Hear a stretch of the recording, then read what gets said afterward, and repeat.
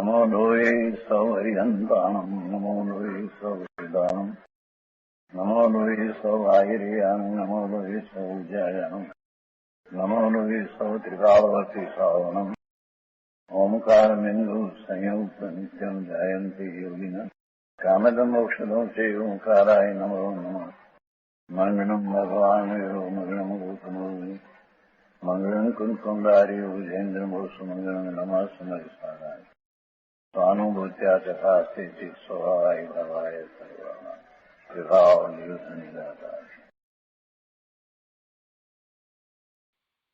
समयसार भगवान कुंकुंदाचार्य रचित समयसार तथा भगवान अमृतचंद्राचार्य रचित आत्मख्याति टीका कलश सहित एनो स्वाध्याय કરી રહ્યા છીએ।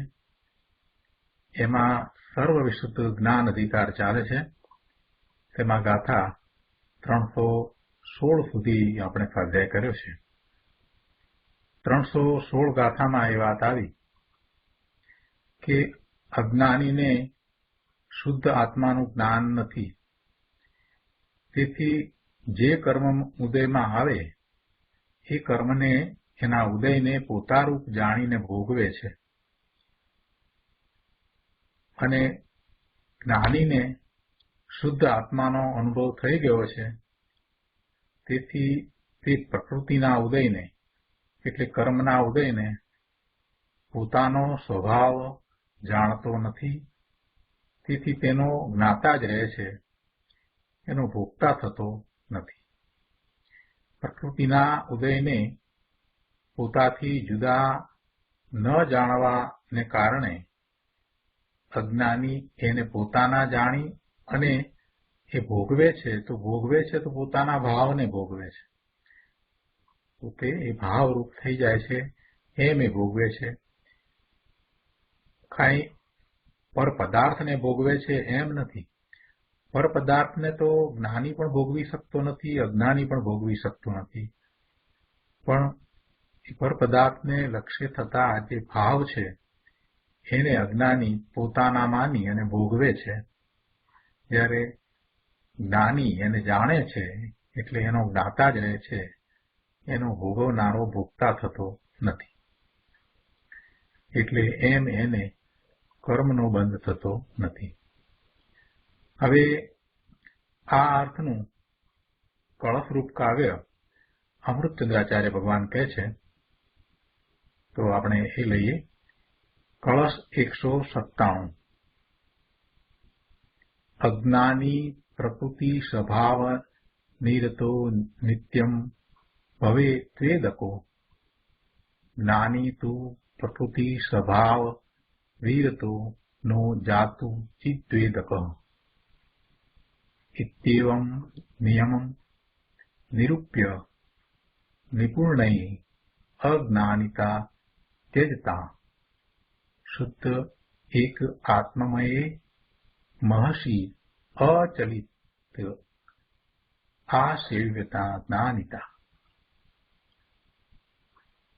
कलश 197 ના અર્થમાં અહીંયા કહે છે કે અજ્ઞાની પ્રકૃતિ સ્વભાવમાં લીન એટલે કે રક્ત હોવાથી સદા વેદક છે।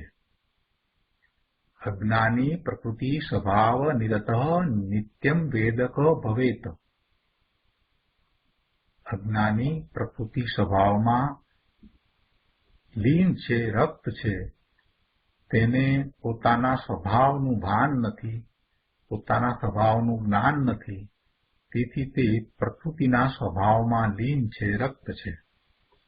એ ભેદ જ્ઞાન વિના સ્વ અને પરને જુદા કરી શકતો નથી એવો અજ્ઞાની પોતાને જાણતો નથી, એટલે પ્રકૃતિના સ્વભાવને એ પોતાનો જાણી અને એમાં એ રક્ત થાય છે, લીન થાય છે, એટલે એનો એ વેદનારો છે। અજ્ઞાની માત્ર પ્રકૃતિ સ્વભાવને પોતાનો જાણે છે, કેમ કે સ્વને તો જાણતો નથી, પોતાનું સ્વ શું છે એને તો જાણતો નથી, એટલે પ્રકૃતિ સ્વભાવને જ એ પોતાનો માની અને એમાં જ એ લીન રહે છે, એટલે સદા એનો વેદક છે, સદા એનો વેદનારો છે. અને જ્ઞાની તો પ્રકૃતિ સ્વભાવથી વિરામ પામેલો એટલે કે વિરક્ત હોવાથી કદાપી વેદક નથી. તું જ્ઞાની પ્રકૃતિ સ્વભાવ વિરત જાતુ ચિત વેદકનો.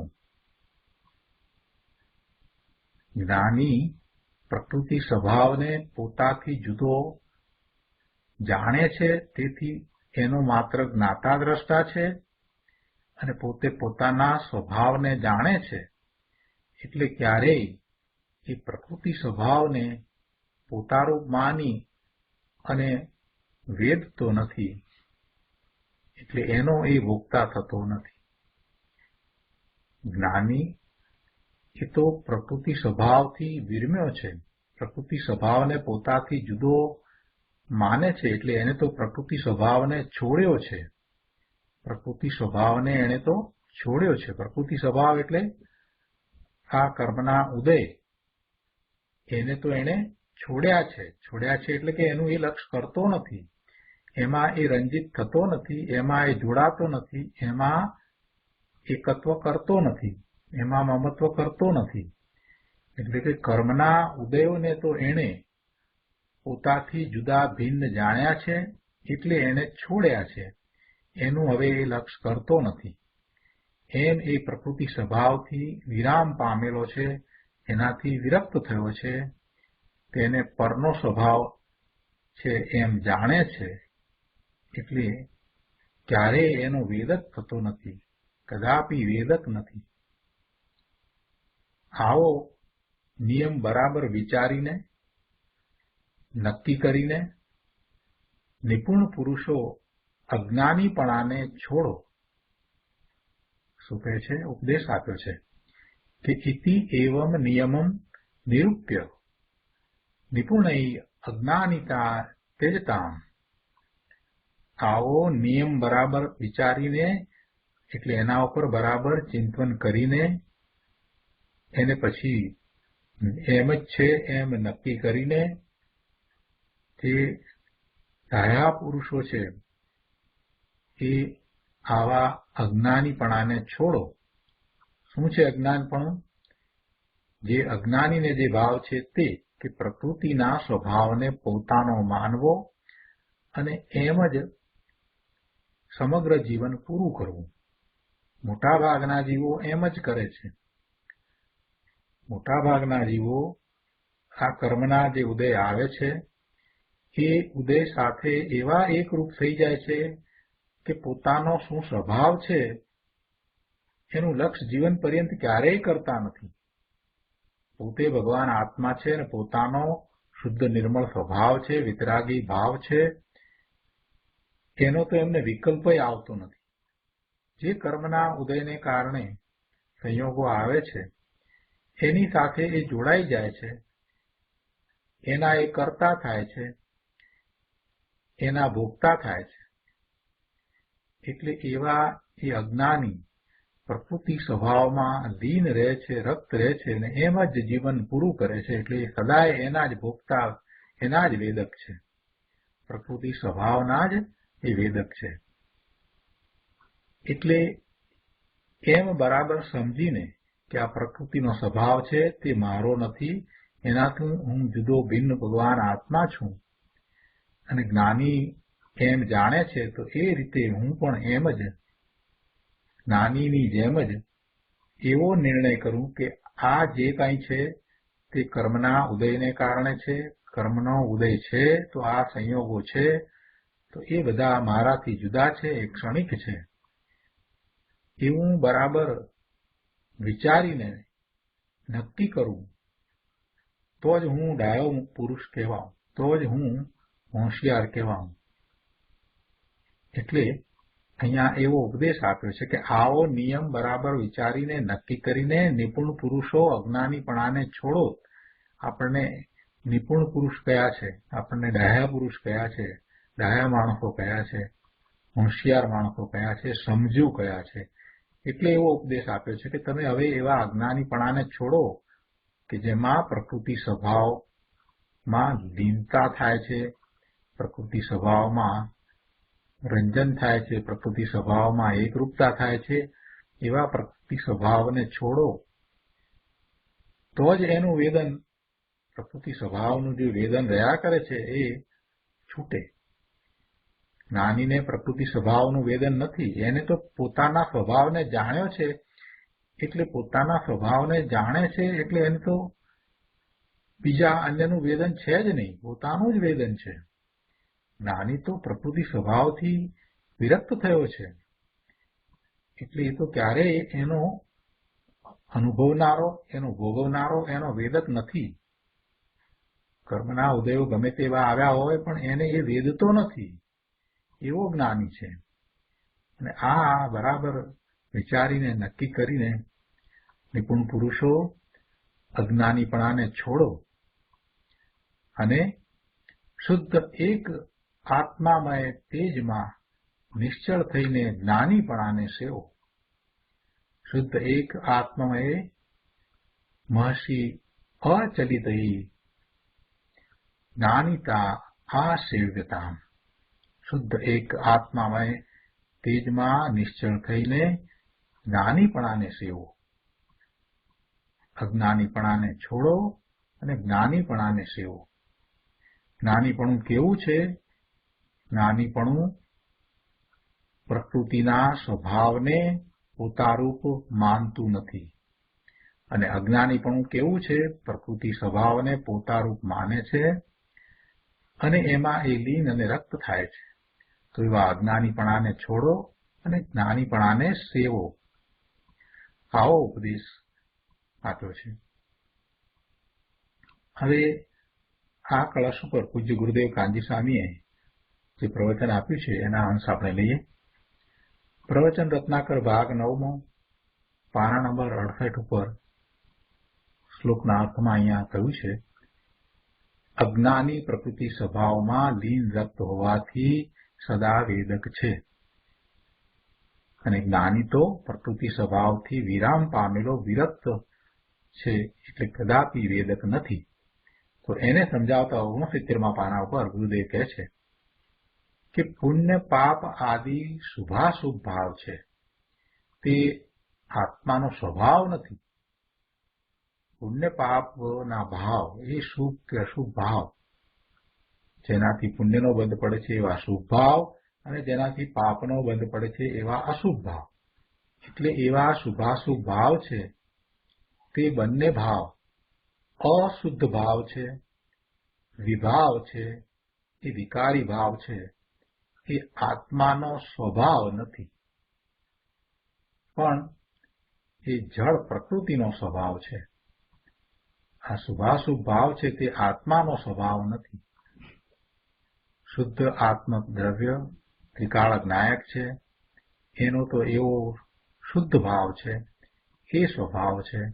ત્યારે આ શુભાશુભ ભાવ છે એ તો પરને લક્ષ્ય થતા ભાવ છે, એ પુણ્ય પાપના બંધરૂપ ભાવ છે. એને કારણે કર્મનો બંધ પડે છે અને ભવના ભ્રમણ થાય છે. એટલે એને તો પ્રકૃતિનો સ્વભાવ કયો. એ શુભાશુભ ભાવ છે એ તો જળ પ્રકૃતિનો સ્વભાવ છે. દયાદાન વ્રત ભક્તિ ઇત્યાદિના ભાવ એ બધા શુભ ભાવ, એ પ્રકૃતિનો સ્વભાવ છે, એ આત્માનો સ્વભાવ નથી. અજ્ઞાની આ પ્રકૃતિના સ્વભાવને પોતાનો સ્વભાવ જાણે છે. શુભાશુભ ભાવ છે એ પ્રકૃતિનો સ્વભાવ છે, એને અજ્ઞાની પોતાનો સ્વભાવ જાણે છે. તેથી તે વેદક છે, ભોગતા છે. પોતાનો ભાવ જાણીને પોતે તે રૂપ તેને અનુભવે છે, એટલે એનો એ વેદક છે, ભોગતા છે. જ્યારે જ્ઞાની ધર્મી એને સ્વપરનું ભેદ જ્ઞાન થયું છે, હું પરમ આનંદમય શુદ્ધ નાયક તત્વ છું અને આ પુણ્ય પાપના ભાવ એ મારાથી જુદા ભિન્ન આશ્રવ તત્વ છે અને એને લીધે કર્મનો બંધ પડે છે. આમ એ જ્ઞાની છે એ બંનેનું ભેદ જ્ઞાન કરવા વાળો છે. સ્વથી જુદું પર, સ્વ પોતે એક અને એથી બીજું બધું પર, એમ એને ભેદ જ્ઞાન છે. અને એને એમ બંનેનું ભેદ જ્ઞાન હોવાથી એ ધર્મી જીવ, જ્ઞાની જીવ પ્રકૃતિના સ્વભાવથી છૂટેલો છે, પ્રકૃતિના સ્વભાવથી વિરામ પામેલો છે, એનાથી વિરક્ત છે. એટલે કે એ વિકારના પડખેથી ખસીને સ્વભાવના પડખે આવેલો છે. એને સ્વભાવને જાણ્યો છે, અનુભવ સહિત જાણ્યો છે, એટલે સ્વભાવને અનુભવે છે, તો પછી વિકારને એ અનુભવતો નથી. એમ એ વિકાર કે જે પ્રકૃતિનો સ્વભાવ છે એનાથી એ વિરક્ત થયો છે. તેથી તે વિકારનો વેદક કદીએ થતો નથી. એ વિકારનો વેદનારો એ ક્યારેય થતો નથી. નિરાકુળ આનંદના વેદનમાં ચડેલો જ્ઞાની વિકારનો વેદક થતો નથી. જોકે તેને વ્રત, તપ, ભક્તિ, યાત્રા ઇત્યાદિના ભાવ આવે છે. એવા ભાવ આવે છે ખરા, નથી આવતા એમ નથી, પણ અંતરમાં તે એનાથી વિરક્ત છે. એનાથી એ વિરક્ત થયો છે, ઉદાસીન છે. એમાં એને કાંઈ રુચિ નથી, રસ નથી. એને એ પોતાના માનતો નથી. એટલે એને માત્ર એ જાણે છે. કેમ કે જ્યારે એ ભાવ છે, શુભાશુભ ભાવ છે, ત્યારે એ શુભાશુભ ભાવને જાણનારું જ્ઞાન પણ એ જ સમયે હોય છે. દરેકને માટે એમ જ છે. શુભાશુભ ભાવ છે, શુભ ભાવ આવ્યો તો એ શુભ ભાવને જાણનારું જ્ઞાન, એવી જ્ઞાનની પર્યાય એ જ સમયે ઉત્પન્ન થાય છે.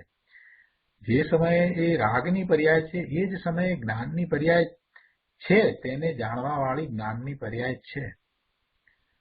પણ આ જીવ પ્રમાદી થઈ અને એ જ્ઞાનની પર્યાયને જાણતો નથી. પોતે એનું જ્ઞાન કરવા વાળો જ્ઞાયક છે, પણ એનું એ લક્ષ કરતો નથી. અને જે રાગ આવ્યો છે એ રાગનું લક્ષ કરે છે, રાગ સાથે એકત્વ કરે છે. જીવની આ મોટામાં મોટી ભૂલ છે, આ મોટામાં મોટો દોષ છે. આ એની ઊંધાઈ છે.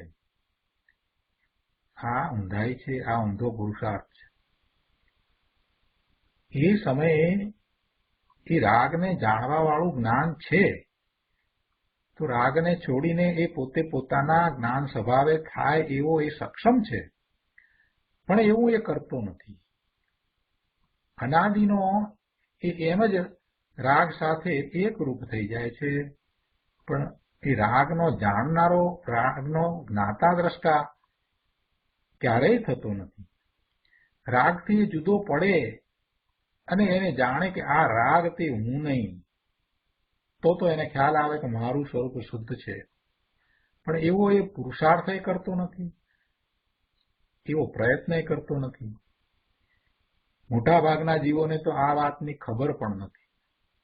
પણ જેમને શાસ્ત્રના અભ્યાસ થયા છે એમને પણ એવો પ્રમાદ વર્તે છે કે જે સમયે એ રાગ છે, શુભ ભાવ આવ્યો છે કે અશુભ ભાવ આવ્યો છે, તે જ સમયે એને જાણનારું એનું જ્ઞાન છે. તો એવા જ્ઞાન દ્વારા એ એનાથી જુદો પડી શકે. એ ધારે તો એમ એ રાગથી જુદો પડી શકે એવો એ શક્તિમાન છે, સક્ષમ છે. એવો એ શક્તિમાન છે, પણ એને કરવું જ નથી. એ પ્રમાદી છે. અનાદિનો આમ પ્રમાદને કારણે એ રાગ સાથે એકત્વ કરી અને એ મિથ્યા દ્રષ્ટિ અજ્ઞાની ભવના ભ્રમણ કરે છે. અહીંયા કહે છે કે ભાઈ શુભભાવ તો આવે, જ્ઞાનીને પણ શુભભાવ તો આવે. આ વ્રત, તપ, ભક્તિ, યાત્રા ઇત્યાદિના શુભભાવ જ્ઞાનીને પણ આવે. પણ અંતરમાં એ ભાવને પોતાથી જુદા જાણે છે, એટલે એના તરફ એમને ઉદાસીનતા છે, એની સાથે એકત્વ નથી. તેથી એ એના ભોગતા થતા નથી. એમ એ વિકારના ભોગતા થતા નથી. ધર્મી જીવ શુભાશુભ ભાવને કર્મની ઉપાધિજનિત ઔપાધિક ભાવ તરીકે જાણે છે કે એ ઉપાધિ છે, એ આવી પડેલો ભાવ છે, ઔપાધિક ભાવ. પોતાનો સ્વાભાવિક ભાવ નહીં, એ ઉપાધિ છે, એ આવી પડેલો ભાવ ઔપાધિક ભાવ છે, એમ એ ધર્મી જાણે છે. એને શુભ કે અશુભ ભાવ આવે છે, પણ એને એ ઉપાધિજનિત ઔપાધિક ભાવ જાણે છે. અને ઉપાધિને તો આપણે છોડીએ છીએ. આ ઉપાધિ ક્યાં આવી એમ કરીને એનાથી તો આપણે છૂટવા ઈચ્છીએ છીએ. તો આવા ભાવ જે ઉપાધિ છે, આવી પડેલી ઉપાધિ છે, એનાથી જ્ઞાનીને પણ છૂટવું જ હોય એટલે એને તરત જ શીઘ્ર છોડે છે કે આ તો ઉપાધિક ભાવ છે, આ તો આવી પડેલી ઉપાધિ છે, એ મારું નથી, એ ભાવ મારો હોય નહીં. તેથી એ એનાથી વિરક્ત છે.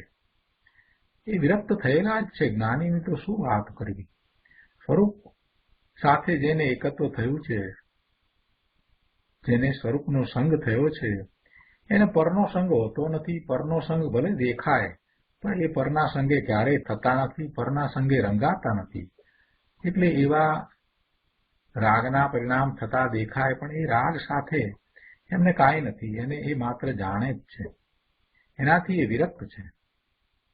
એટલે એ વિરક્ત છે એટલા માટે કદાપી એ તેના વેદક થતા નથી. ક્યારેય એના વેદક થતા નથી, ક્યારેય એના અનુભવનારા થતા નથી, ક્યારેય એના વેદનારા થતા નથી. બીજી જગ્યાએ શાસ્ત્રમાં એમ વાત આવે કે જ્ઞાનીને આનંદ ધારા અને રાગ ધારા બંને સાથે હોય છે. એટલે કે રાગ છે, રાગ આવ્યો છે તો એ રાગ ધારા પણ છે અને જેટલું સ્વરૂપનું લક્ષ્ય છે એ પ્રમાણે આનંદની ધારા પણ છે. એટલે કે જ્ઞાનીને આનંદ ધારા અને રાગ ધારા બંને સાથે હોય છે એવી વાત પણ બીજે શાસ્ત્રમાં આવે. એટલે કે રાગથી તે વિરક્ત છે છતાં તેનો વેદક પણ છે. રાગથી વિરક્ત છે છતાં પણ એના વેદક પણ છે, એટલે રાગ ધારા પણ છે એવી વાત પણ શાસ્ત્રમાં આવે છે.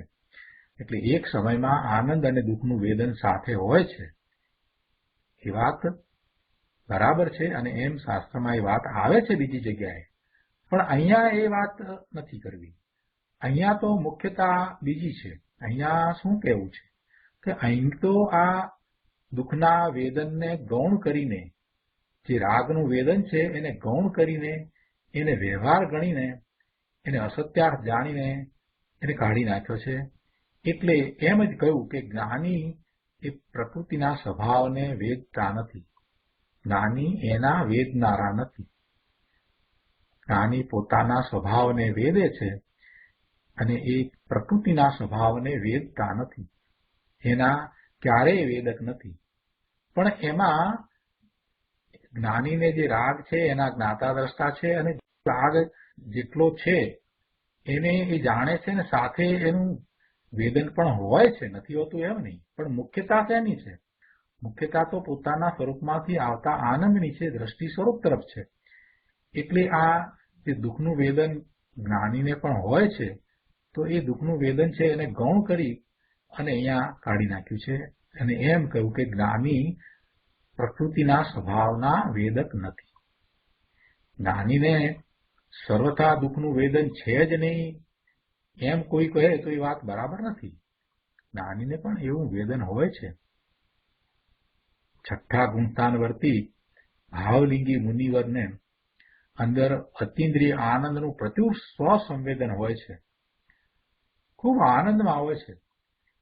છતાં જેટલો અલ્પ રાગ છે, કેટલો અલ્પ રાગ છે, કેટલા પ્રમાણમાં રાગ છે, કેમ કે હવે તો કસાયની એક જ ચોકડી, સંતુલન કસાય, અતિ અતિ અતિ અતિ અતિ સૂક્ષ્મ કસાય, એવો એક કસાય બાકી રહ્યો છે. એટલે હવે એ રાગ પણ કેટલો હોય, કેવો હોય, અલ્પ રાગ, અતિ અલ્પ રાગ છે. પણ એટલો અલ્પ રાગ છે એટલું દુઃખનું વેદન પણ છે. જ્યાં સુધી પોતે પૂર્ણ વિતરાગી થયા નથી એવા ભાવલિંગી મુનિ, જે સાતમા ગુણસ્થાને પોતાના સ્વરૂપમાં વારંવાર ચાલ્યા જતા હોય એવા પ્રચુર સંવેદન સહિત જેમની દશા દિવસમાં હજારો વખત થતી હોય એવા જ્ઞાની જ્યારે છઠ્ઠા ગુણસ્થાને હોય છે ત્યારે એ ભાવલિંગી મુનિને જે અલ્પ રાગ છે તો એનું વેદન પણ છે ને એ દુઃખનું વેદન છે. પણ અહીંયા તો દ્રષ્ટિની પ્રધાનતામાં એને ગૌણ કરીને કાઢી નાખ્યું છે. એ દુઃખનું વેદન નથી એમ દ્રષ્ટિની પ્રધાનતામાં કહ્યું છે. દ્રષ્ટિની પ્રધાનતામાં કહ્યું છે એટલે શું? એટલે કે જ્ઞાનીને એ અલ્પ રાગ છે ને એનું અલ્પ દુઃખ છે, એનું એટલું અલ્પ દુઃખનું વેદન છે, પણ એની સામે જ્ઞાનીને આનંદનું વેદન ઘણું છે. આનંદનું વેદન ઘણું વધારે છે. એટલે અહીંયા જયારે સમજાવવું છે, સિદ્ધાંત સમજાવવો છે, ત્યારે વાત એમ કરી કે જ્ઞાની એ પ્રકૃતિના સ્વભાવ કે જે દુઃખમય છે, જે રાગ છે, એના એ ભોગતા નથી, એના એ વેદક નથી. આગળ કહે છે કે જ્ઞાની રાગના ભાવથી વિરામ પામેલો હોવાથી કદાપી વેદક નથી. અહીંયા 70મા પાના ઉપર ત્રીજા પેરેગ્રાફમાં કહે છે, શ્લોકની મૂળ વાત છે કે અજ્ઞાની રાગનો સદા વેદક છે, જ્ઞાની રાગનો કદાપી વેદક નથી.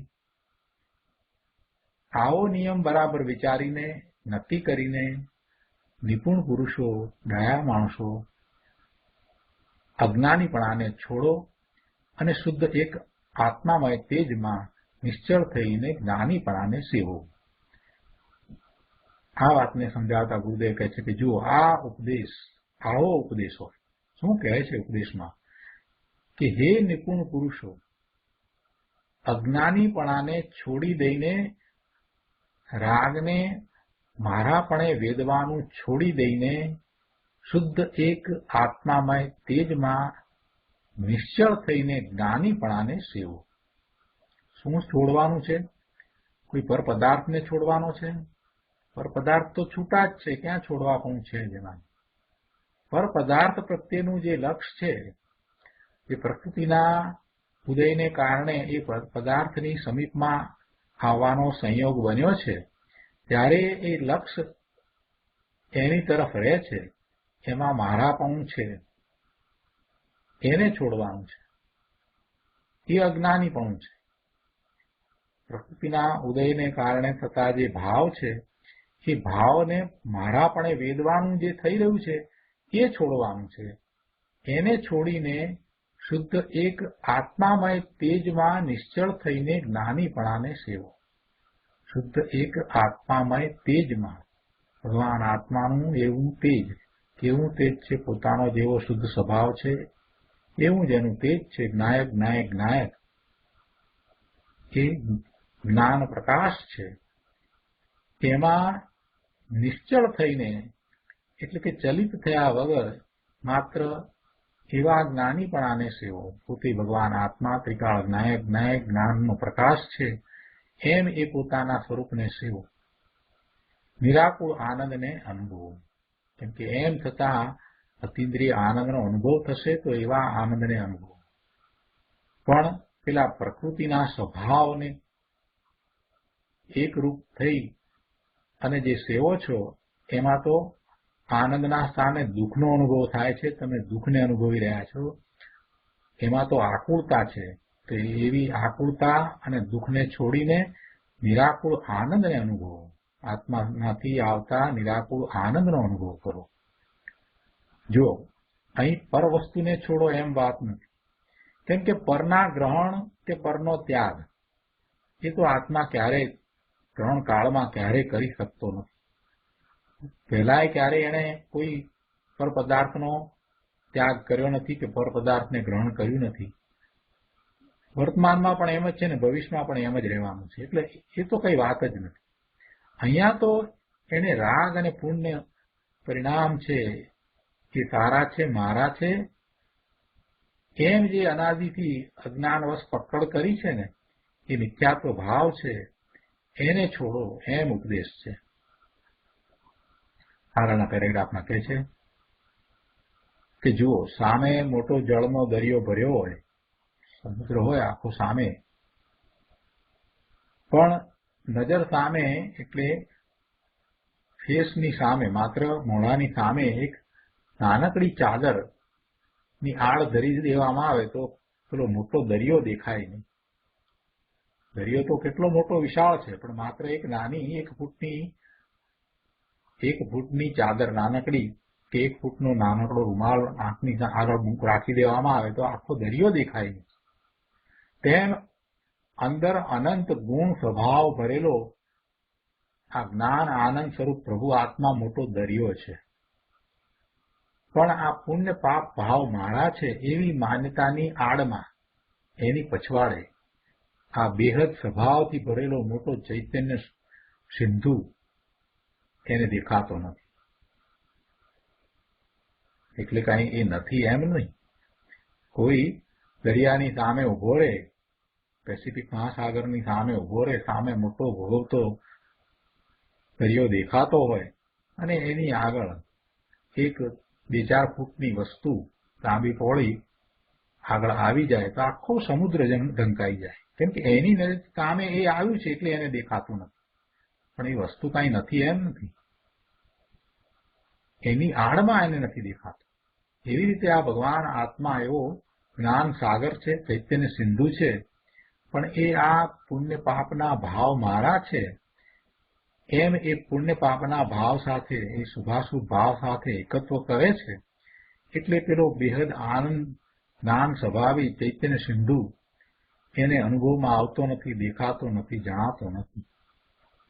તેથી કહે છે કે ભાઈ પુણ્ય પાપના ભાવ મારા છે, આ શુભાશુભ ભાવ મારા છે, આ પર પદાર્થોના લક્ષ્ય મને સુખ ઉપજે છે એવી બુદ્ધિને તું છોડી દે. એ માન્યતાઓ બધી તારી મિથ્યા માન્યતાઓ છે, એને તું છોડ. એવા અજ્ઞાન ભાવને છોડી દે. પુણ્ય પાપના ભાવ મારા છે એવી માન્યતા અજ્ઞાન ભાવ છે, એને તું છોડી દે. આ વાત કરી એટલે પછી કોઈએ કહ્યું કે હા, પણ એને છોડીને કરવું શું પછી? એમ પણ તેને છોડીને શું કરવું? ખુદે કહે છે કે શુદ્ધ એક આત્મામય ચૈતન્ય તેજમાં નિશ્ચળ થઈને જ્ઞાન ભાવનું સેવન કર. એવા મિથ્યા ભાવને, અજ્ઞાન ભાવને છોડીને જે આત્માના છે, જે આત્મામય છે, એવા પોતાના ભાવ, જે જ્ઞાન ભાવ છે એનું સેવન કર. એક આત્મામય ચૈતન્ય તેજમાં નિશ્ચળ થઈને જ્ઞાન ભાવનું સેવન કર. અંદર જ્ઞાન આનંદ સ્વરૂપ પોતે ભગવાન છે, તેની સેવા કર. તેમાં રમી જા અને તેમાં જ ઠરી જા. તેથી તને પરમ આનંદની પ્રાપ્તિ થશે. આવો માર્ગ છે. તો આ રીતે આપણે આ કળશ અહીંયા પૂરું કરીએ છીએ. હવે આ કળશ પછી ગાથા 317 આવે છે કે અજ્ઞાની વેદક જ છે એવો નિયમ કરવામાં આવે છે, અર્થાત અજ્ઞાની ભોગતા જ છે એવો નિયમ છે. એ વાત આ ગાથામાં હવે કહે છે. ગાથા 317. ન મુચ્યતિ પ્રકૃતિ અભવ્ય સુષ્ઠવ અપી અધીત્ય શાસ્ત્રાણી ગુડદુગ્ધમ પિબંતો ન પન્નગા નિર્વિષા ભવંતી. ગુજરાતીમાં ગાથા છે. શું રીતે ભણીને શાસ્ત્ર પણ પ્રકૃતિ અભવ્ય નહીં તજે, સાકર સહિત ક્ષીરપાનથી પણ સર્પ નહીં નિર્વિષ બને. દ્રષ્ટાંત લીધું છે સર્પનું, સાપનું દ્રષ્ટાંત લીધું છે કે એ સાકર વાળા દૂધના પીવાથી પણ એ વિષ રહિત એટલે ઝેર વિનાનો નહીં બને. સાકર વાળું દૂધ પીને પણ સાપ એના ઝેરને છોડી દેશે એમ નહીં બને. આ દ્રષ્ટાંત લીધું છે. તેવી રીતે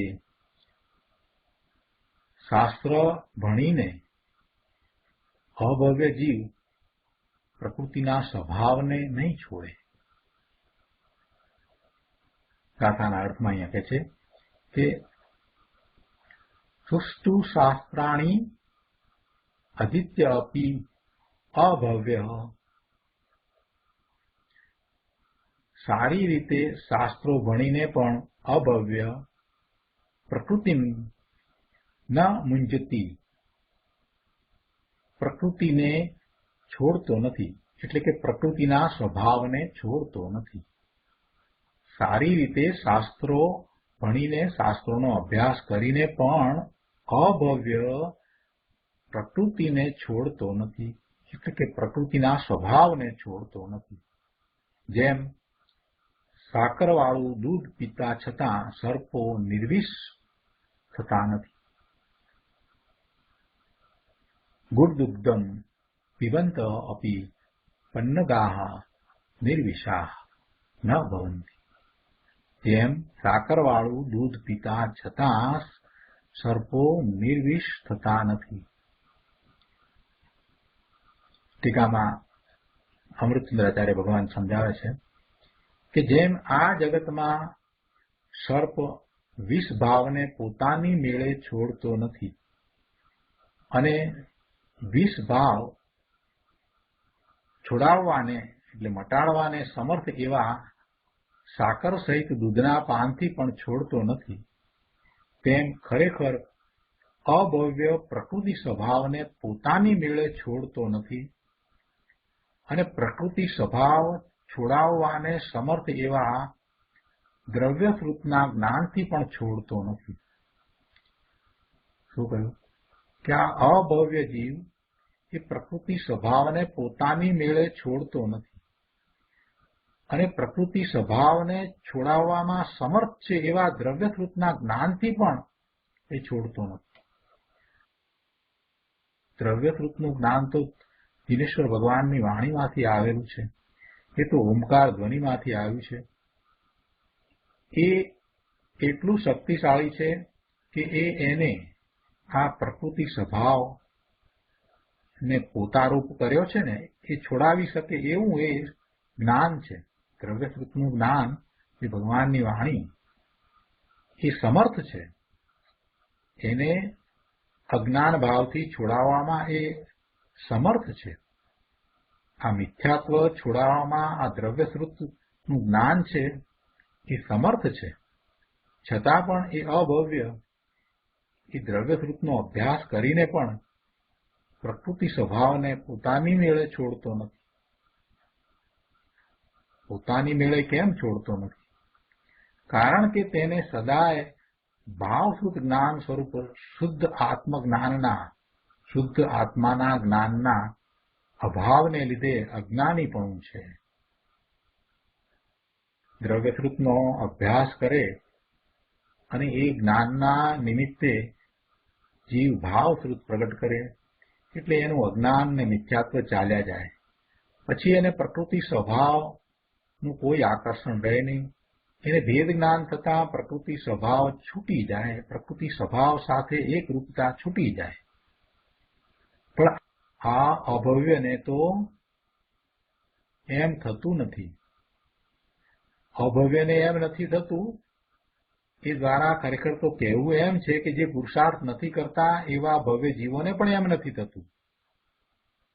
અહીંયા વાત કોની કરી છે? અભવ્યની વાત કરી છે કે અભવ્ય એ પ્રકૃતિ સ્વભાવને પોતાની મેળે છોડતો નથી.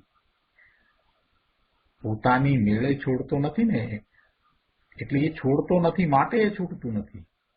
પણ એ તો અભવ્યનું ઉદાહરણ લઈને વાત કરી છે કે અભવ્ય એ પ્રકૃતિ સ્વભાવને છોડતો નથી અને એનું કારણ સમજાયું કે ભલે એને દ્રવ્યશ્રુતનો અભ્યાસ છે પણ એના દ્વારા એ ભાવશ્રુત જ્ઞાન એટલે કે શુદ્ધ આત્માનું જ્ઞાન, પોતાના આત્માના અનુભવ સહિત જે જ્ઞાન, એ જ્ઞાનનો એને અભાવ છે. એ જ્ઞાન નથી. પોતે પોતાના સ્વભાવ ભાવે શુદ્ધ આત્મભાવે એ પરિણમતો નથી. એટલે એમ થતા એ પ્રકૃતિ સ્વભાવને છોડતો નથી.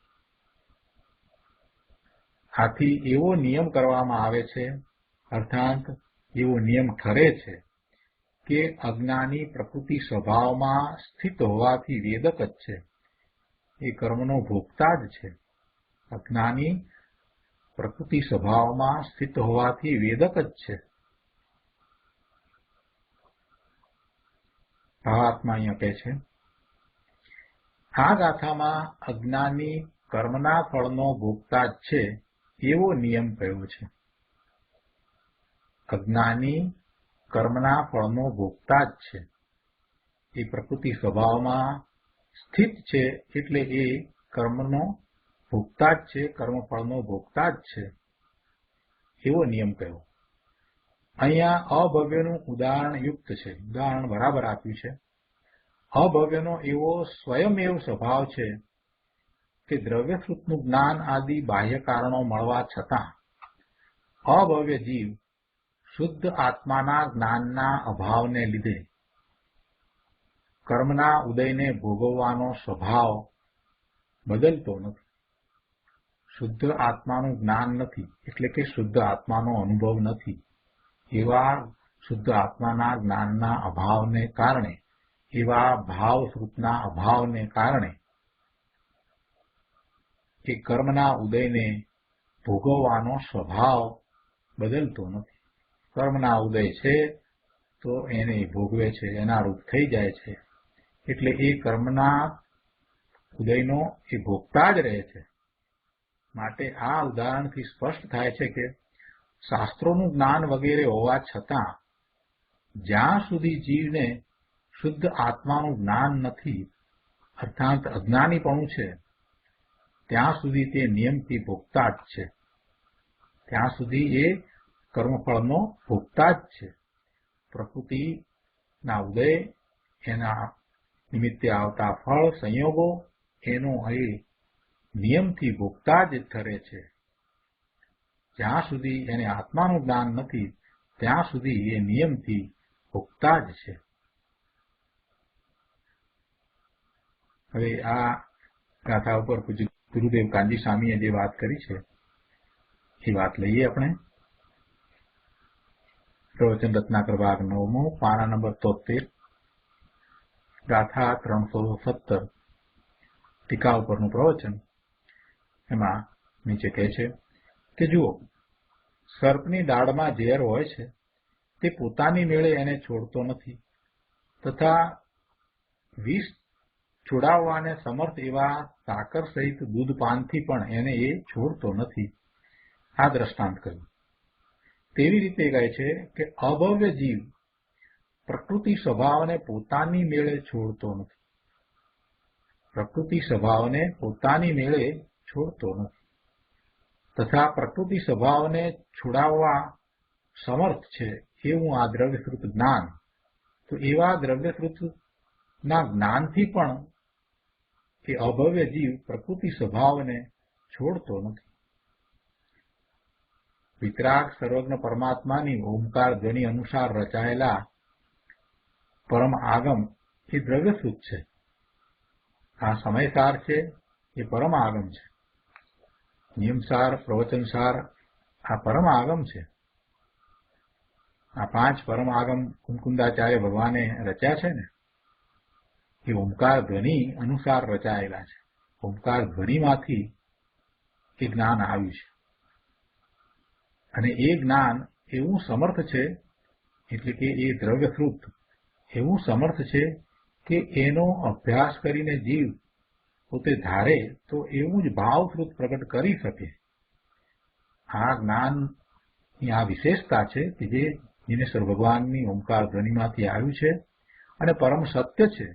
અને એવા પરમ સત્યનો જેને સ્વીકાર થાય છે, જેને એનો સ્વીકાર થાય છે, એને પુરુષાર્થ થયો છે. અને એવો પુરુષાર્થ થતા એ પોતે એવું જ ભાવશ્રુત પ્રગટ કરી અને શીઘ્ર કેવળ જ્ઞાન પ્રગટ કરી લે છે. એટલે જેને આ દ્રવ્યશ્રુતનો સ્વરૂપના લક્ષ્ય અભ્યાસ છે, સ્વરૂપના લક્ષ્ય એને સ્વાધ્યાય થાય છે અને ચિંતન મનન દ્વારા દ્રષ્ટિ બદલાઈ જાય છે, એને તો તરત જ સમ્યક દર્શન થાય છે. સર્વજ્ઞ પરમાત્માની આ ઓમકાર ધ્વનિ એ દ્રવ્યશ્રુત છે. એ પરમ આગમ છે તે દ્રવ્યશ્રુત છે. ગુરુદેવ આગળ વાત સમજાવે છે કે મિથ્યાત્વનું વમન કરાવી દે એવી વિતરાગની વાણી છે. મિથ્યાત્વનું વમન કરાવી દે, મિથ્યાત્વ કાઢી નાખે અંદરથી, એવી આ વિતરાગની વાણી છે, એવું આ દ્રવ્યશ્રુત છે.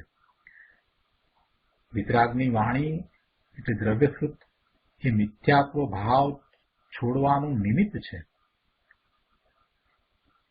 આપણે કહીએ છીએ ને કે દેવ ગુરુ શાસ્ત્રના નિમિત્તે સમ્યક દર્શન થાય. વળી આપણે એમ પણ કહીએ છીએ ને કે તીર્થંકર ભગવાનની નિશ્રામાં કેવળ જ્ઞાન થાય. તો એ કેવું નિમિત્ત છે? એ નિમિત્ત કેવું છે? દેવ, ગુરુ અને શાસ્ત્ર એ બધું છે શું? દેવ એટલે ભગવાન, તીર્થંકર ભગવાન, કેવળી ભગવાન, એમની ઓમકાર ધ્વનિ છૂટતી હોય અને એ આપણે ત્યાં સમુસરણમાં બેસીને સાંભળતા હોઈએ. એ સાંભળતા જો એવું ભાવશ્રુત પ્રગટ થાય તો ભગવાન સમ્યક દર્શન પ્રગટ કરવામાં એ નિમિત્ત કારણ થાય. ગુરુ તો ગુરુનો ઉપદેશ, ગુરુએ જે સમજાવ્યું છે એના દ્વારા એટલે એનું ચિંતન મંથન કરતા આગળ વધતા જો સમ્યક દર્શન થાય તો આપણે એમ કહીએ કે ગુરુના નિમિત્તે સમ્યક દર્શન થયું. ગુરુની નિશ્રામાં રહી અને એમ પુરુષાર્થ કરતા સમ્યક દર્શન થાય. અને શાસ્ત્ર, આવી આ ઓમકાર ધ્વનિમાંથી જેની રચના ગણધર ભગવાને કરી છે એવા 12 અંગ અને 14 પૂર્વના જ્ઞાનમાંથી આ બધા શાસ્ત્રો આવ્યા છે. આચાર્ય ભગવાનોએ આ શાસ્ત્રોની રચના કરી છે. એ દ્રવ્યશ્રુત છે, એ પરમ આગમ છે. એ પણ એવું સમ્યક દર્શન પ્રગટ કરવામાં નિમિત્ત કારણ થાય છે. એટલે એની અહીંયા વાત કરી છે કે એવી આ વિતરાગની વાણી છે. એ ત્રણેય જગ્યાએ વિતરાગ વાણીની જ વાત કરી છે કે એવી વિતરાગની વાણી છે. એ વિતરાગની વાણી એ દ્રવ્યશ્રુત છે અને એ મિથ્યાત્વ ભાવ છોડવાનું નિમિત્ત છે. અહીંયા કહે છે કે આવા દ્રવ્યશ્રુત ભણીને પણ, આવા દ્રવ્યશ્રુતનો અભ્યાસ કરીને પણ, એને જાણીને પણ પ્રકૃતિ સ્વભાવને એટલે મિથ્યાત્વ આદિને અજ્ઞાની છોડતો નથી. અહીંયા વાત તો અભવ્યની કરી છે, પણ એવા ભવ્ય જીવો પણ જો આવા દ્રવ્યશ્રુતનો અભ્યાસ કરીને, આવી વાણી પામીને પણ જો પ્રકૃતિ સ્વભાવની એકતા છોડતા ન હોય તો એમને બીજું શું કહેવું? એ પ્રમાદી છે, એ પાપી છે. ભગવાનની ઓમકાર ધ્વનિમાંથી આવેલા આ દ્રવ્યશ્રુતને ભણીને પણ એ પ્રકૃતિ સ્વભાવને છોડતા નથી. એટલે એનો અર્થ એ થયો કે જાણી જોઈને એ પોતે ત્યાં વળગી રહ્યા છે. દ્રવ્યશ્રુત દ્વારા જાણ્યું છે કે આ પ્રકૃતિ સ્વભાવ છે, એ પોતાનો નથી, એનાથી પોતે ભગવાન આત્મા જુદો છે, ભિન્ન છે, સિદ્ધ સમાન છે. આ વાત બરાબર યથાર્થ જાણી લીધી છે, તે છતાં પણ એ પ્રકૃતિ સ્વભાવને ન છોડે તો એ કેવા કહેવાય?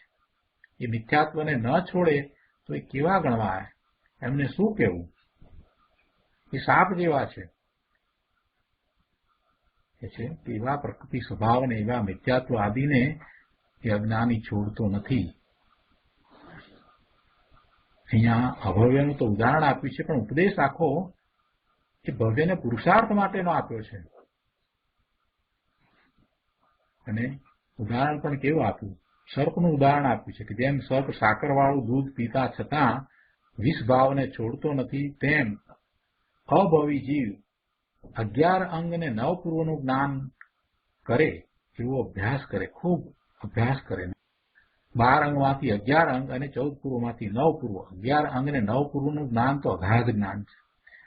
એટલું જ્ઞાન એ કરે તે છતાં પણ જો મિથ્યાત્વ ભાવને છોડતો નથી, એટલે કે પોતે પોતાના સ્વરૂપમાંથી આવતા આનંદનો અનુભવ કરતો નથી, એટલે કે એવા ભાવશ્રુતને પ્રગટ કરતો નથી, એવી સ્વાનુભૂતિ કરતો નથી, અને આ પ્રકૃતિના સ્વભાવમાં એકરૂપતા કરે છે, તો પછી એ ભવના ભ્રમણથી ક્યાંથી છૂટશે? અભવ્યનું તો ઉદાહરણ છે, પણ ઉપદેશ તો ભવ્યને આપ્યો છે કે જે એમ નથી કરતો, આવા અભ્યાસ કરીને પણ પોતે એ પ્રકૃતિ સ્વભાવને છોડતો નથી, એ તો ભવના ભ્રમણ કરશે. અહીંયા તો અભવ્યનું ઉદાહરણ આપીને સમજાવ્યું છે કે એને એવું ભાવશ્રુત શુદ્ધ આત્મા જ્ઞાન સ્વરૂપ જે ભાવશ્રુત જ્ઞાન છે એ એને પ્રગટ થતું નથી. મિથ્યાત્વ આદિને નથી છોડતો, કારણ કે તેને સદા એ ભાવશ્રુત જ્ઞાન સ્વરૂપ શુદ્ધ આત્મજ્ઞાનનો અભાવ છે, એટલે એ અજ્ઞાની અભવ્ય છે. શું કહ્યું કે અભોવી જીવ 11 અંગને 9 પૂર્વનો પાઠ ભણવા છતાં મિથ્યાત્વવાદીને છોડતો નથી. કેમ કે તેને સદાય અતિન્દ્રિય આનંદના વેદનયુક્ત શુદ્ધ આત્મજ્ઞાનનો અભાવ છે, નિર્મળ ભાવશ્રુત જ્ઞાનનો અભાવ છે. ભગવાન આત્મા વિતરાગી નિર્મળ ભાવશ્રુત જ્ઞાનથી જણાય એવી ચીજ છે. આ શાસ્ત્ર જ્ઞાનથી એ જણાય એમ નથી. તેથી ભગવાને કહેલા હજારો શાસ્ત્રનું જ્ઞાન કરીને પણ તે સ્વસ્વરૂપને જાણતો નથી અને મિથ્યાત્વ આદિને કદી છોડતો નથી. શાસ્ત્ર છે એ સ્વરૂપને લક્ષે છે. જેની ઉત્પત્તિ થઈ છે એ પૂર્ણ શુદ્ધ સ્વરૂપની પ્રાપ્તિ થતા થઈ છે, એ પૂર્ણ શુદ્ધ સ્વરૂપની પ્રાપ્તિ કરાવે એવા જ હોય. એટલે એ પૂર્ણ શુદ્ધ સ્વરૂપની પ્રાપ્તિ કરાવે એવા આ જ્ઞાન દ્વારા જો પૂર્ણ શુદ્ધ સ્વરૂપની પ્રાપ્તિનું પ્રયોજન જો આપણે સિદ્ધ ન કરીએ તો એમાં દોષ કોનો? દોષ કોનો?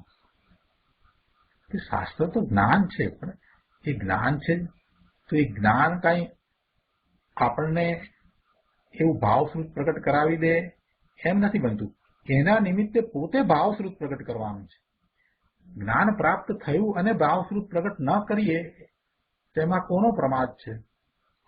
એમાં એ દ્રવ્યશ્રુતની રચના કરવાવાળા જ્ઞાનીનો પ્રમાદ છે કે એવા દ્રવ્યશ્રુતને આ વાંચવાવાળો, એનો અભ્યાસ કરવાવાળો આ જીવ એનો પ્રમાદ છે? કોનો પ્રમાદ છે? એમાં દોષ કોનો છે? ભૂલ કોની છે? એ મહામુનિ જેમણે એ દ્રવ્યશ્રુત આપણને આપ્યું એમનો દોષ છે કે એનો અભ્યાસ કરવા છતાં, એમની પાસેથી એ સમજ મેળવવા છતાં આપણે એવું ભાવશ્રુત પ્રગટ ન કરીએ તેમાં દોષ કોનો છે? આટલું ગુરુદેવ આપણને સમજાવે અને છતાં પણ આપણે કોરાના કોરા ધાકોર રહી જઈએ તેમાં દોષ કોનો છે? ગુરુદેવનો દોષ છે? આ શાસ્ત્રનો દોષ છે? સમયસારનો, કુંકુંદાચાર્ય ભગવાનનો, અમૃતચંદ્રાચાર્યનો, કે પછી આપણા પુરુષાર્થનો દોષ છે? આપણા પ્રમાદને કારણે થઈ રહ્યું છે? આટલો અમથો વિચાર કરીએ ને તોય શરમ આવી જાય, મસ્તક ઝૂકી જાય. અરે આ હું શું લઈને બેઠો છું? આટલા શાસ્ત્રોનો અભ્યાસ આટલા વર્ષથી આ ચાલી રહ્યું છે ને મને હજી ભાવશ્રુત પ્રગટ નથી થતું. આ દ્રવ્યશ્રુતનો આવો મહિમા મને આવતો નથી. એવું અંદરમાંથી થવું જોઈએ. ગુરુદેવ 74માં પાના ઉપર અહીંયા વાત કરે છે, બહુ સરસ વાત મૂકી છે કે ધર્મ પિતા દેવાધિદેવ અર્હંત પરમાત્મા કહે છે. કોણે કહ્યું છે આ? દેવાધિદેવ, દેવોના દેવ અર્હંત પરમાત્માએ કહ્યું છે. ધર્મ પિતા દેવાધિદેવ અર્હંત પરમાત્મા કહે છે કે હે જીવ, તારા સ્વભાવમાં અંદર જ્ઞાન આનંદ રસ ભર્યો છે. તેને ભાવશ્રુત જ્ઞાનથી જાણ, અનુભવ. અરે એમ ન કરતા ભગવાન તું રાગની મંદતાની વ્યભિચારી ક્રિયામાં રોકાઈ ગયો. શેમાં રોકાઈ ગયો? રોકાઈ ક્યાં ગયો? પ્રકૃતિના સ્વભાવમાં રોકાઈ ગયો. પ્રકૃતિના સ્વભાવને કારણે જે સંયોગો આવ્યા એ સંયોગોમાં રોકાઈ ગયો. એટલે એને રાગની મંદતા થઈ, શુભભાવ આવ્યો, એ શુભભાવમાં રોકાઈ ગયો. એટલે કે છે કે આવું ભાવશ્રુત જ્ઞાન નહીં પ્રગટ કરતા તું રાગની મંદતા એટલે શુભભાવમાં એની વ્યભિચારી ક્રિયામાં રોકાઈ ગયો. એને તો વ્યભિચાર કર્યો છે. અગાઉ પણ શાસ્ત્રમાં એમ આવ્યું છે. તારું ભર્યું ભાદરવું જ્ઞાન આનંદ રસથી ભરેલું પૂર્ણ ઘર મૂકીને તું રાગને ઘર ક્યાં ચડી ગયો? રાગના ઘેરે તું ક્યાં ચડી ગયો? ભગવાનના શાસ્ત્રોમાં તો વિતરાગ ભાવ પ્રગટ કરવાનો ઉપદેશ છે. એ દ્રવ્યશ્રુતને સાંભળીને તે વિતરાગ ભાવ પ્રગટ ન કર્યો અને રાગમાં જ ધર્મ માનીને રોકાઈ ગયો તો દ્રવ્યશ્રુતથી તને શું લાભ થયો? આ શાસ્ત્રના અભ્યાસને, આ સમજણને, આ પંડિતાઈ તને તો કાંઈ પ્રાપ્ત ન થયું. આવું અમૂલ્ય તત્વ તો વેડફી નાખ્યું. દ્રવ્યશ્રુતના જ્ઞાન દ્વારા જો તે ભાવશ્રુત પ્રગટ ન કર્યું તો તને શું લાભ થયો? કાંઈ જ લાભ થયો નહીં. દ્રવ્યશ્રુતમાં પર સન્મુખતા છોડીને સ્વસન્મુખ થવાનો ઉપદેશ છે. અને એ ઉપદેશ ક્યાંથી આવ્યો છે? તો કે દેવાધિદેવ અર્હંત પરમાત્માની ઓમકાર ધ્વનિમાંથી આવ્યો છે. છતાં પણ સ્વસન્મુખતા કરી નહીં તો એનો શું અર્થ? એનું કાંઈ ગુણ થયો નહીં, એથી કોઈ ફાયદો ન થયો. અમૂલ્ય એવું જીવન આમ ને આમ વેડફાઈ રહ્યું છે. મૂળ ગાથાની વાત કરતા કહે છે કે આથી આવો નિયમ કરવામાં આવે છે કે અજ્ઞાની પ્રકૃતિ સ્વભાવમાં સ્થિત હોવાથી વેદક જ છે, કર્મનો ભોગતા જ છે. અજ્ઞાની પ્રકૃતિ સ્વભાવમાં એટલે કે મિથ્યાત્વ આદિ ભાવોમાં સ્થિત હોવાથી રાગાદિ ભાવોનો વેદનારો જ છે. અહીં અભવીનું તો દ્રષ્ટાંત છે, બાકી ભવી અજ્ઞાની જીવ પણ અનેક શાસ્ત્રો ભણવા છતાં જ્યાં સુધી નિર્મળ ભાવસૂત જ્ઞાન પ્રગટ કરતો નથી ત્યાં સુધી અજ્ઞાનીપણાને લીધે ભોગતા જ છે. રાગનું વેદન છોડ અને સ્વ સન્મુખ થઈ સ્વરૂપનું વેદન કર. દ્રવ્યશ્રુતમાં તો આવી આજ્ઞા આવી છે. દ્રવ્યશ્રુતમાં તો ભગવાને આવી આજ્ઞા કરી છે. અને આ સાંભળીને પણ જો કોઈ જીવ પ્રકૃતિ સ્વભાવને એટલે કે રાગાદિને છોડતો નથી તો તે અજ્ઞાનીપણાને લીધે કર્મનો ભોગતા છે, કર્મ પ્રકૃતિનો ભોગતા છે. જેમ અભવી ભોગતા છે તેમ એ પણ અજ્ઞાની જીવ ભોગતા છે. ભાવાર્થ ઉપરના પ્રવચનમાં કહે છે કે આ ગાથામાં અજ્ઞાની કર્મના ફળનો ભોગતા જ છે એવો નિયમ કયો. અહીં અભવ્યનું ઉદાહરણ યુક્ત છે, બરાબર આપવામાં આવ્યું છે. એટલે ઉપદેશ જે છે એ તો ભવ્યને માટે છે, પણ ઉદાહરણ જે છે તે યુક્ત છે. અભવ્યનો એવો સ્વયંમેવ સ્વભાવ છે કે દ્રવ્યશ્રુતનું જ્ઞાન આદિ બાહ્ય કારણો મળવા છતાં અભવ્ય જીવ શુદ્ધ આત્માના જ્ઞાનના અભાવને લીધે કર્મના ઉદયને ભોગવવાનો સ્વભાવ બદલતો નથી. શુદ્ધ આત્માના જ્ઞાનના અભાવને લીધે એટલે કે ભાવશ્રુત પ્રગટ કરી શકવાના અભાવને લીધે એ ભાવશ્રુત પ્રગટ નથી કરી શકતો, માટે એ કર્મના ઉદયને ભોગવવાનો સ્વભાવ બદલતો નથી. એટલે કે કર્મના ઉદયોને ભોગવ્યા જ કરે છે અને કર્મના બંધ થયા કરે છે અને એના ઉદયોને ભોગવ્યા કરે છે. માટે આ ઉદાહરણથી સ્પષ્ટ થાય છે કે શાસ્ત્રોનું જ્ઞાન વગેરે હોવા છતાં જ્યાં સુધી જીવને શુદ્ધ આત્માનું જ્ઞાન નથી અર્થાત અજ્ઞાનીપણું છે ત્યાં સુધી તે નિયમથી ભોગતા જ છે. તો આ સાથે આપણે આ ગાથા અહીંયા પૂરી કરીએ છીએ. આજનો સ્વાધ્યાય અહીંયા સુધી રાખીએ છીએ. હવે સુખધામ બોલીએ. સુખધામ અનંત સુસંત ચરી દિન રાત રહે તદ ધ્યાન મની પ્રકાંતિ અનંત સુધામય છે પ્રણમુ પદ તે વરતે જયતે પ્રણમુ પદ તે વરતે જયતે